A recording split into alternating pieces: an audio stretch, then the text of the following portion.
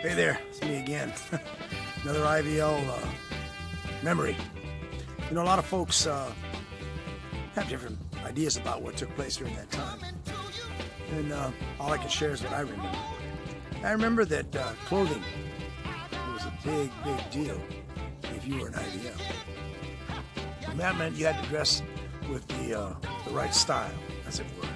In those days, I remember not too many of the names of the groups that hung out. Remember the Jades were a little bit older than us, but our group began, and there were other groups, but our group did something dress-wise that was different. And I think credit to that has to go to Ernie Benalis and what he did to a lot of folks in the way that he dressed and carried himself. Anyways, I remember that you had to wear a Madras shirt. That was either the style of the company or something. I just remember the name Madras shirt. Pair of slacks, and the shoes had to be a particular shoe. So what would happen in those days, Augie was probably the only guy that had a car in the whole group, and so he would from time to time we'd jump in that Volkswagen like Manny has talked about in the past. Anyways, and we go down to East LA, and then from East LA we drive on Whittier Boulevard all the way into downtown LA to Broadway. Whew, the lights are bright there, ain't they? So we'd stop at the National Shirt Store, and that was on the corner. It was a big building, as I remember it, and we'd buy a shirt, and we'd buy a pair of slacks. We'd go down the block a few ways, and there was a couple of shoe stores. Hardee's was one of them, but the main one was Rogers.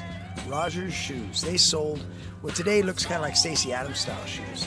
That means leather and suede in the same shoe, and they were color coded. You could buy burgundy, black, brown, white. You could buy shoes that really matched what your setup was going to be. So we'd go down there on a Saturday. And if I'm mistaken, maybe I'm wrong, but I think we used to spend about $20 for the whole outfit. So we'd go out to the dances dressed this way. And we're kind of a different take on the style of clothing men wore back then. A lot of guys wore the khakis, the Pendletons, the style that a lot of raza wore back then. But the I.V.Ls were distinctive in the clothing they wore. And that, in fact, drew the ladies to want to dance. Part of that was a fascinating experience of learning how to dress, walk, talk, and I'll talk a little bit in the next one about how we learned how to dance.